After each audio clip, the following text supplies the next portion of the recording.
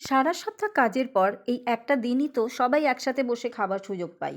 তাই রবিবারের মেনু মানেই একটা স্পেশাল তো কিছু থাকতেই হবে, তাই না? তাই আজ বানিয়ে ফেললাম শাহী চিংড়ি। প্রথমে চিংড়ি মাছ কেটে ভালোভাবে পরিষ্কার করে নিলাম, নারকেল কুড়ে রাখলাম।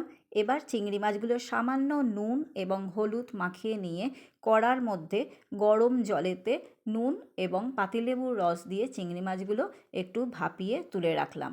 এবার নারকেল দুধের জন্য গরম জলের মধ্যে নারকেল কুড়ো ভিজিয়ে দিলাম। এবার পেঁয়াজ, রসুন, আদা, কাজু, পোস্ত, চারমগজ, গরম মশলা, টমেটো ও টক দই দিয়ে একটা পেস্ট বানিয়ে নিলাম। কড়ায় ঘি এবং সামান্য তেল দিয়ে গরম মশলা এবং তেজপাতা ফোড়ন দিয়ে পেস্টটা দিয়ে ভালো করে নেড়ে নিলাম। এর মধ্যে দিয়ে দিলাম চিনি এবং লঙ্কা। একটু নেড়ে নিয়ে নারকেলের দুধ, চিনি, জিরে গুঁড়ো, নুন, কিশমিশ দিয়ে নেড়ে নিয়ে ওপর থেকে শাহি গরম মশলা ছড়িয়ে নিলেই তৈরি শাহি চিংড়ি।